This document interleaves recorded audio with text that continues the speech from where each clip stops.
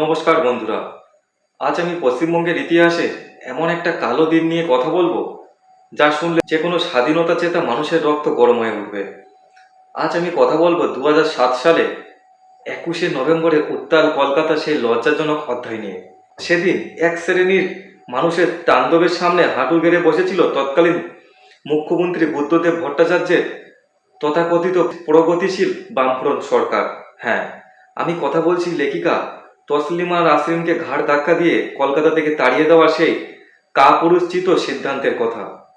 আর আজ হঠাৎ করে এই বিষয় নিয়ে কেন কথা বলছি আমি, কারণ ইদানিং কিছু অল্পবিদ্যা ভয়ঙ্করী বাম তৃণমূলের চেলারা সোশ্যাল মিডিয়ায় তসলিমার প্রত্যাবর্তন নিয়ে নানা রকম নোংরা প্রপাগান্ডা ছড়ানোর কাজ শুরু করেছে। আজ এই ভিডিওতে আমি প্রমাণসহ সেই সমস্ত কারণ তুলে ধরব কিভাবে স্রেফ ভোট ব্যাংক আর তোষণের রাজনীতির জন্য এই বাংলায় বাক স্বাধীনতার গলা টিপে ধরা হয়েছিল সেই 2007 সালে বামফ্রন্ট সরকারের আমলে। শেষ পর্যন্ত দেখুন, আজ কোনো ধোঁয়াশা রাখবো না, আপনাদের একদম সোজা সাপটা সত্যি তুলে ধরবো আপনাদের সামনে। দর্শক মনে করে দেখুন তো, 2007 সালে 21শে নভেম্বর অল ইন্ডিয়া মাইনরিটি ফোরামের ব্যানারে কলকাতার বুকে স্তব্ধ করে দেওয়া হয়েছিল। তাদের দাবি কি ছিল? তসলিমা নাসরিনের বই নিষিদ্ধ করতে হবে আর তাকে এই পশ্চিমবাংলা ছেড়ে চলে যেতে হবে। ব্যাস, কলকাতার রাজপথ মুহূর্তের মধ্যেই হয়ে উঠল এক তাণ্ডবের আখড়া। সরকারি সম্পত্তি ভাঙচুর, রেল ভাঙচুর, পুলিশের ওপর পাথর বৃষ্টি, বাস গাড়িতে অগ্নিসংযোগ, মধ্য কলকাতাকে যেন এক টুকরো যুদ্ধক্ষেত্র বানিয়ে দেওয়া হয়েছিল সেই সময়ে। পরিস্থিতি সামলাতে ব্যর্থ হয়ে তৎকালীন পশ্চিমবঙ্গের শাসক দল বামফ্রন্টের মুখ্যমন্ত্রী বুদ্ধদেব ভট্টাচার্য, ফলে রাস্তায় নামতে বাধ্য হয় ভারতীয় সেনাবাহিনী। কারফিউ জারি করতে হয়েছিল ভারতীয় সেনাকে। কিন্তু আসল লজ্জাটা কোথায় জানেন? যে সরকার নিজেদের প্রগতিশীল সরকার বলে দাবি করত, যারা বড় বড় বিপ্লবের কথা বলতো, তারা সেই সমস্ত একটা শ্রেণীর মানুষকে গ্রেপ্তার করার বদলে, যারা তাণ্ডব করেছিল তাদেরকে শাস্তি দেওয়ার বদলে উল্টে তসলিমা নাসরিনকেই সহজ ছাড়ার নির্দেশ দিয়ে দিল। অর্থাৎ অপরাধীরা বুক ফুলিয়ে রাস্তায় তাণ্ডব চালালো আর একজন নিঃসঙ্গ লেখিকাকে মাঝরাতে চোরের মতো শহর ছাড়তে হলো। এটা কি আইন শৃঙ্খলায় রক্ষা ছিল? না, এটা ছিল তাণ্ডবকারীদের সামনে তৎকালীন রাজ্য সরকারের চূড়ান্ত এবং লজ্জাজনক আত্মসমর্পণ। অনেকে যুক্তি দেবেন এবার রাজনৈতিক নিরাপত্তার জন্য নাকি তসলিমা নাসরিনকে সরানো হয়েছিল। কি অদ্ভুত এবং হাস্যকর যুক্তি! যারা আইন ভাঙছে, যারা সরকারি সম্পত্তি পুড়িয়ে দিচ্ছে, তারা তাণ্ডব চালাচ্ছে, আপনি তাদেরকে জেলে না ভরে যার ওপর আক্রমণ হচ্ছে তাকেই এখান থেকে চলে যেতে বলছেন, তাকেই এই বাংলা থেকে তাড়িয়ে দিচ্ছেন। এটা তো সেই প্রাচীন যুগের কথা মনে করিয়ে দেয় আমাদের। মেয়েরা ছোট কাপড় পরে তাই রেপ হয়, সুতরাং মেয়েদের ঘরে আটকে রাখো। আসল সত্যিটা আজ আমি আপনাদের বলি।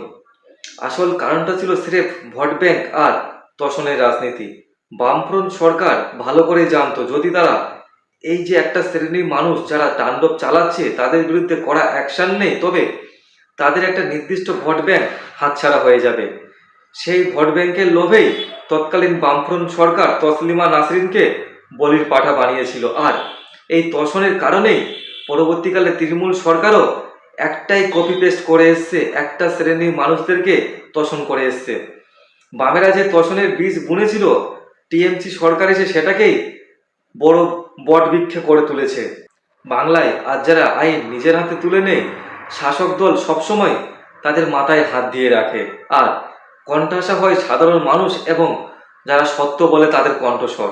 আজ যারা বড় বড় মোমবাতি নিয়ে বাক স্বাধীনতার জ্ঞান দিতে আসেন, তারা 2007 সালে কোথায় ছিলেন? আজ কেন্দ্রে মোদী সরকার। এই মোদী সরকারের জমানায় কেউ নিজের মত প্রকাশ করলে এরা বলে গণতন্ত্র বিপন্ন। অথচ এই বাংলায় যখন একজন লেখিকাকে তার নিজের ধর্মীয় গোঁড়ামির বিরুদ্ধে লেখার অপরাধে ঘর ছাড়া হতে হয়েছিল, তখন এই মেকি সেকুলার এবং ধর্ম নিরপেক্ষবাদীদের মুখে কুলুপ এঁটে গিয়েছিল। বর্তমানে ভারতীয় জনতা পার্টি সবসময় বিশ্বাস করে আইন সবার জন্য সমান হওয়া উচিত। আপনি প্রগতিশীলতার দোহাই দিয়ে একদিকে হিন্দু দেবদেবীকে নিয়ে যা খুশি তাই কার্টুন বানাবেন, যা খুশি তাই বলবেন, আর অন্যদিকে একটা ধর্মের গোঁড়ামি নিয়ে কেউ সত্যি কথা লিখলেই তার মাথা কাটার ফতোয়া দেবেন। এই দ্বিচারিতা আর যাই হোক ভারতীয় সংস্কৃতি হতে পারে না। তসলিমা নাসরিনের দ্বিখণ্ডিত বইতে কি আছে না আছে সেটা বিচার করার দায়িত্ব পাঠকের এবং আদালতের। রাস্তায় কোনো টানদত্ত চালাতে পারে না এই নিয়ে কোনো নির্দিষ্ট একটা সংখ্যার মানুষ, কিন্তু সেদিন বাম সরকার আদালতের উপর ভরসা না রেখে যারা তাণ্ডব চালিয়েছে তাদেরকেই মান্যতা দিয়েছে। আজ যারা তসলিমার এই তথাকথিত প্রত্যাবর্তন নিয়ে সোশ্যাল মিডিয়ায় লাফালাফি করে প্রমাণ করতে চাইছেন যে বাংলায় বিশাল পরিবর্তন হয়ে গেছে, তাদের বলি বাংলার মানুষ এত বোকা নয়। আপনারা কি প্রমাণ করতে চাইছেন তা বাংলা খুব ভালো করে বোঝে। তসলিমা নাসরিনের এই প্রত্যাবর্তনে বাংলার সাহিত্য ঠিক ততটাই সমৃদ্ধ হবে যতটা সমৃদ্ধ হয়েছিল আমাদের বাংলার ফুটবল। সস্তা প্রপাগন্ডা বন্ধ করুন। বাংলার মানুষ বোঝে কারা তোষণের রাজনীতি করে আর কারা প্রকৃত উন্নয়ন ও সুরক্ষায় বিশ্বাসী। এই মেকি সেকুলারদের দিন ফুরিয়ে এসেছে এই বাংলায়। আপনাদের কি মনে হয় বন্ধুরা? বুদ্ধদেব ভট্টাচার্যের এই তোষণের সিদ্ধান্ত কি আজও বাংলার বুকে অন্ধকার ডেকে এনেছিল?